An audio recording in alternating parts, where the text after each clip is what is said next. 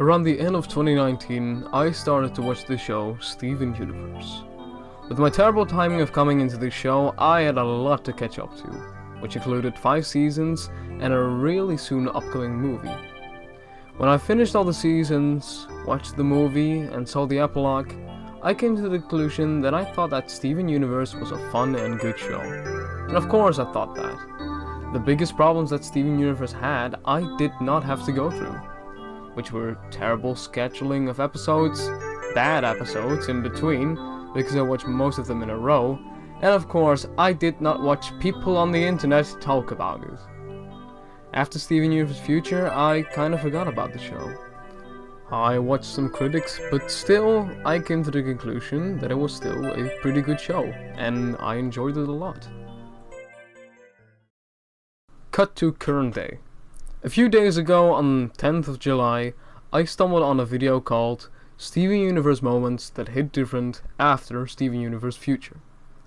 I watched the video and came to a shocking conclusion. At the time that I watched episodes of Steven Universe, of course there were some moments that stuck with me. There was always one scene that stuck with me the most.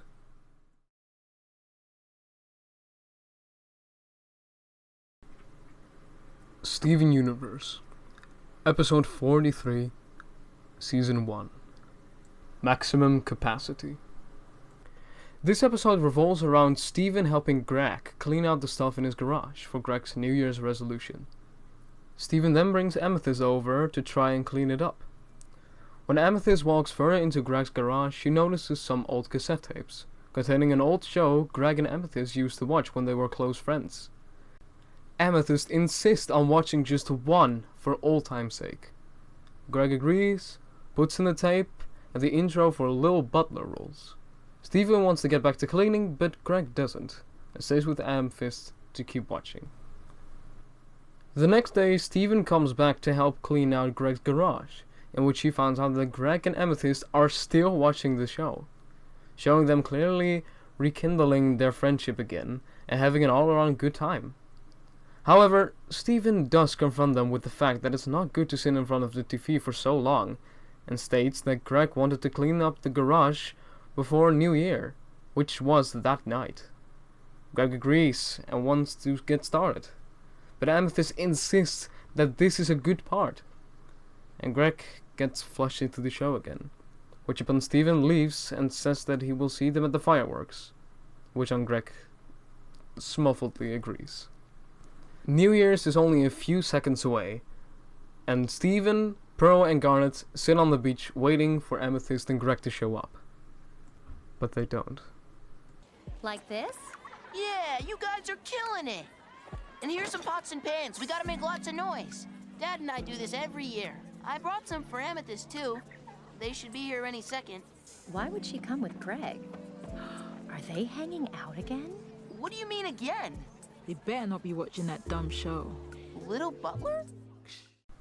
This line of Pearl insists that Greg and Amethyst have done this before.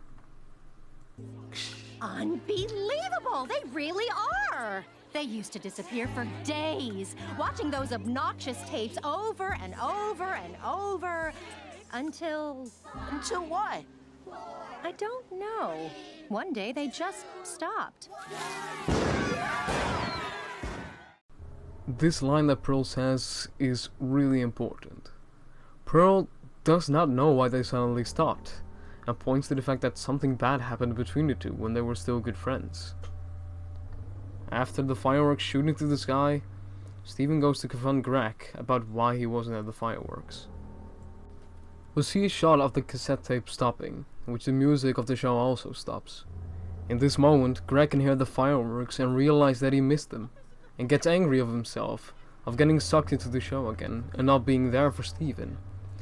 Amethyst, of course, tries to calm Greg and insists they should watch another tape again, because they are having such an awesome time together.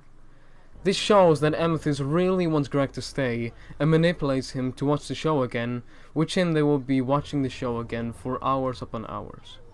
Greg states that he wanted to be there. He wanted to be there for Steven and for himself. Amethyst laughs it off and does this. Here, it would have been like this. Whoa, fireworks! Hey, Dad, come on. Now let's watch some Little Butler. Amethyst, you know how I feel about shape-shifting. Geez, sorry. I was just trying to cheer you up. The reaction of Greg and the line that he says makes you think and wonder, why? Why is he again shapeshifting? Why does it make him uncomfortable, and why does it again point at the fact that Amethyst has done this before, and maybe even gave Greg a trauma of some sort of the situation?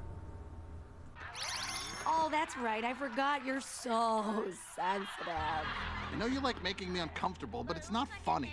I can't stay here and humor you. I have to be there for my son. This setup is just phenomenal. The uncomfortable setting with Greg and Amethyst, and the static sounds of the TV of the show that is haunting Greg in the background. This situation is just so good and gives such tension in the room. I have to be there for my son. Well, what about me, huh? I had someone who was always there for me until she started hanging out with you! Don't do this, Amethyst. Here, we finally get Amethyst's perspective on the situation. She blames Greg for taking away her best friend, that being Rose.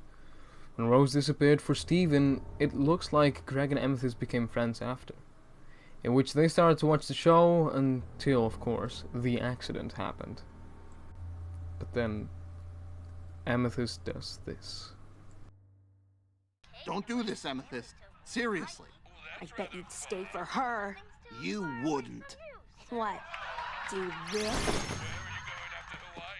Hey, Greg. Turn around. Check it out. I know you're doing it. I want to be friends again. I really do. But I can't let you do this to me again. Stop!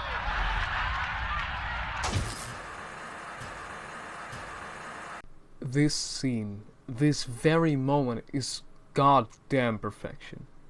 At first viewing, the viewer does not know that it is Rose that Amethyst has turned into. Of course some did because of the dress, but still. The terror in Greg's voice and the mocking of Amethyst makes you feel so much for Greg. In this moment I also like to mention that Greg is probably the most overall beloved Steven Universe character. So people care about Greg, because we know what he has been through. Also again, a good detail is the TV in the background, which is just brilliant touch. When it stops in just a static noise. When they finally reveal that it is Rose that Amethyst has turned into, not only for the audience, but Steven as well. They're all in pure shock and terror. Steven's dead mom, and Greg's beloved dead wife. This scene just hits me at my core every single time. And I think it's something really special. It's a true terrifying moment and a masterpiece of a scene. I don't think I have any more to say about it. I thought it was really special, that scene. Like, how this could impact me so much. Moments in the show have come far, but never as close as this one, of hitting me right in the feels. I don't even think any other media has done this with me. So, that is my masterpiece scene. And I hope you liked the video. Comment down below if there was ever any scene that hit you right in the feels, or just comment that you liked the video. It would mean the world to me. And also, we hit bloody 700 subscribers, and I'm so happy for that. Thank you all so much for that. I know this was a more, emotional video, because it was about an emotional scene and everything. But I hope you like this new take on it. Also, of course, I'm really thankful that you watched this video of mine, and hopefully, I will see you guys in the next video. Goodbye.